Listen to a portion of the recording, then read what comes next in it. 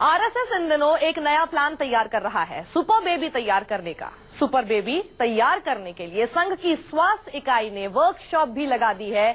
2 दिन की ये वर्कशॉप कोलकाता में लगी है। आरएसएस का दावा है कि अगर आप अपने बच्चे के भविष्य की योजना पहले ही बना चुके हैं तो आप गर्भ से ही अपने बच्चे को भविष्य के लिए तैयार कर सकते हैं।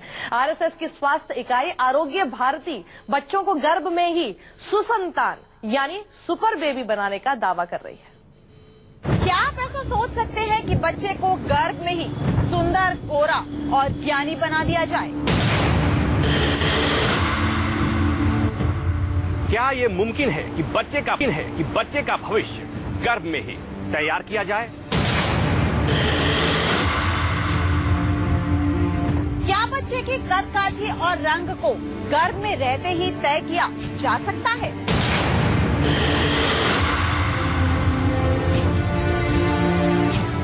क्या किसी भी बच्चे को गर्भ में ही अभिमन्यु की तरह चक्रव्यूह तोड़ने के गुण सिखाए जा सकते हैं? इसका गर्भ विज्ञान अनुसंधान केंद्र ये दावा कर रहा है कि ऐसा हो सकता है।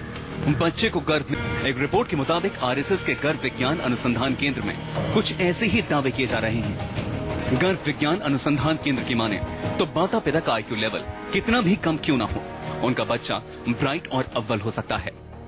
माता पिता की कद काठी भले ही कम क्यों ना हो, पर उनकी संतान का कद लंबा और चौड़ा हो सकता है। सांवले माँ बाप होने के बावजूद गोरे बच्चे को जन्म दे सकते हैं और ये सब आरएसएस के गर्भ विज्ञान अनुसंधान केंद्र में संभव है। आरएसएस की स्वास्थ्य इकाई आरोग्य भारती बच्चों को गर्भ में ही सुसंतान यानी सुपर बेबी बनाने का दावा कर रही है। इसके लिए बाकायदा गर्भ संस्कार वर्कशॉप कोलकाता में लगाई गई है। ये प्रोग्राम 1 दशक पहले गुजरात में लॉन्च किया गया था।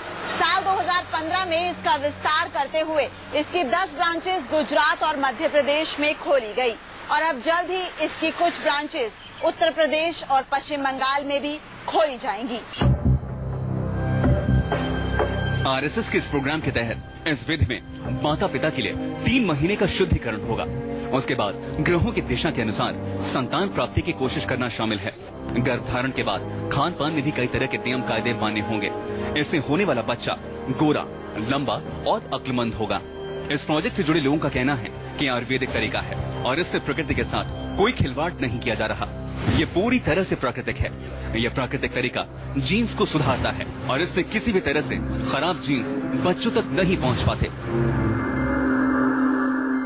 आरएसएस के इस उत्तम प्रोजेक्ट से जुड़े कुछ पदाधिकारियों के मुताबिक अब तक इस पद्धति से करीब 450 बच्चों का जन्म भी हो चुका है। इस प्रोजेक्ट के संयोजक डॉक्टर हितेश जॉनी के मुताबिक हिंदू धर्म ग्रंथों में भी परफेक्ट बेबी पाए जाने की पद्धति का वर्णन किया गया है। इस प्रोजेक्ट की प्रेरणा जर्मनी से मिली, जहां वर्ल्ड वार II के समय आयुर्वेदिक पद्धति से परफेक्ट बेबी बनाया जाता था। शुद्धता का इसमें काफी ख्याल रखा जाता है, क्योंकि जैसा भोजन होगा, जैसा भात होगा, जैसे अब उनके विचार होंगे, वैसे ही संस्कार पैदा होंगे। तो यह जो क्रिया है, ये संतान उत्पत्ति के ये जो है पुंसवन के 3 महीने पहले से कर्म किया जाता है। तो निश्चित रूप से बच्चे काफी बेहतर होते हैं। आप जैसा चाहेंगे बच्चे काफी खूबसूरत होंगे, काफी ज्ञानी होंगे। अगर आप सांवले भी हैं तो हमारे यहाँ कई ऐसी प्रक्रियाएं हैं, तो उस माध्यम से भी बच्चे काफी खूबसूरत होते हैं और वो मंदबुद्धि तो होते ही नहीं है। मतलब अगर माता पिता का IQ कम भी हो तो भी बच्चे एकदम तेज बुद्धि वाले पैदा हो सकते हैं। आरोग्य भारती ने कई सेमिनार गर्भधारण संस्कार पर मुंबई, दिल्ली, उडुपी, विशाखापट्टनम और विजयवाड़ा जैसी जगहों पर किए हैं। 2020 तक इस तरह का प्रोजेक्ट हर राज्य में शुरू करने की योजना है।